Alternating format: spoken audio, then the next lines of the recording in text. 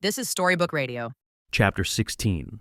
Phoenix and Henry sit rigidly on the rickety boat, its wooden frame creaking under the strain of their journey across the Black Sea. The water stretches endlessly in every direction, the surface unnervingly smooth, reflecting the faint glow of the distant light they're heading toward. Each lurch of the boat feels like a heartbeat, irregular and unsettling, as the unseen currents propel them forward. The noises behind them grow louder, a mix of guttural growls, splashing, and faint taunting whispers that send chills down Phoenix's spine. Phoenix grips the chains securing him to the boat. His thoughts race, each one louder and more chaotic than the last. The voices seem to call his name, urging him to look back, to confront whatever is behind them. The temptation gnaws at him, fueled by fear and curiosity. But the memory of the skeletons chained to the boat's edge serves as a grim reminder of what might happen if he gives in. Beside him, Henry's small hands clutch his chains tightly. The boy's face is pale, his wide eyes darting nervously toward Phoenix. "Don't turn around, Dad," he whispers, his voice trembling. "Please, they're trying to trick us." Phoenix glances at his son, seeing the trust and fear etched into his features. It's a fragile, precious thing, and the weight of it bears down on him. He nods, but the urge to defy the voices grows stronger with each passing moment. What if the skeletons are a warning, not a result of inaction? The thought claws at him, filling him with doubt. The voices shift, their tone more menacing now, taunting them with grotesque promises. "Turn around," they hiss. "Let us take your souls. Make it easier for you." Phoenix squeezes his eyes shut, willing himself to ignore the cacophony. But the pressure is mounting.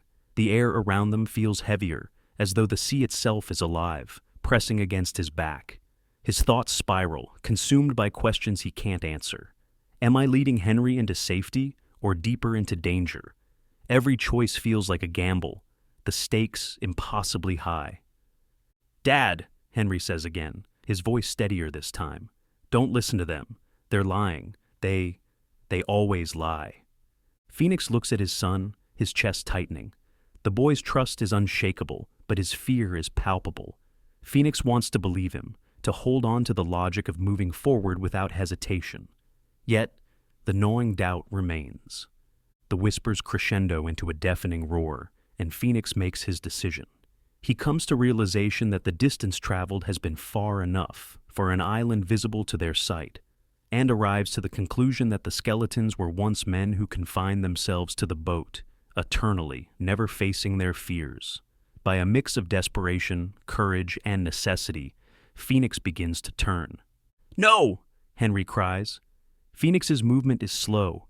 He shifts his body carefully, the weight of the chains and the gravity of his choice anchoring him. As he turns to face the unknown, the noises abruptly cease. Phoenix's breath catches in his throat. The oppressive sounds and the imagined horrors vanish like smoke, leaving only silence in their wake. Behind them is not the open sea, stretching endlessly to their destination. It is the island. Henry exhales shakily, his small frame trembling. "You scared me," he whispers. Phoenix places a hand on his son's shoulder.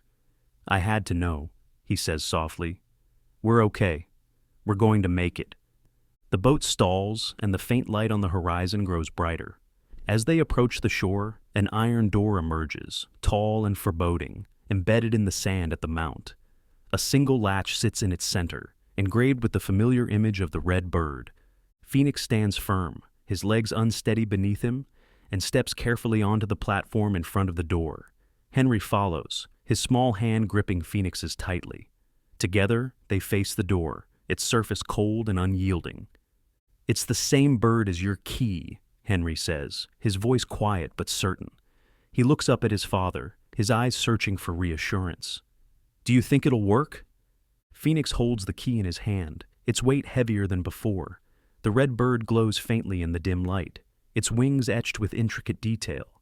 His heart sinks as the realization dawns. There is no second latch for Henry.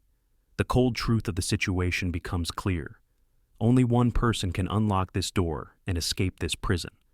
Whoever gives up their key forfeits their freedom forever, according to the warden's warning. "Dad," Henry whispers, his voice trembling, I think I understand now." Phoenix turns to his son, his brows furrowed. What do you mean?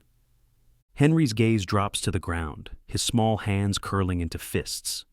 It's because I handed over my key to the Omniscient. He tricked me into giving it up. That's why I can't escape.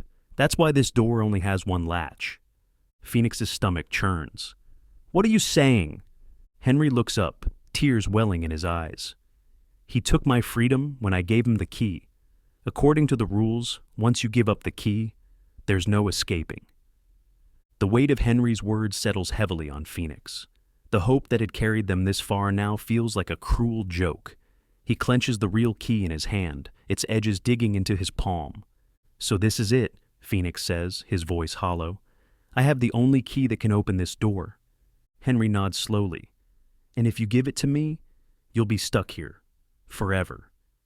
Phoenix's mind races, his thoughts a tangled mess of fear, love, and doubt. Is Henry truly my son? Can I trust him?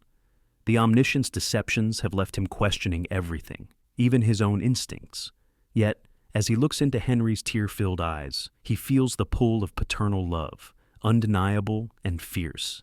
Phoenix steps back, his breath coming in shallow gasps. His hand tightens around the key, the weight of his decision pressing down like an unmovable force. The air seems to thicken, and every sound around him fades into a dull hum. Phoenix's expression hardens. He looks from the latch to his son and back again. Finally, Phoenix speaks, his voice low and steady. No matter what happens, Henry, remember that I love you. Phoenix raises the key and takes a step forward.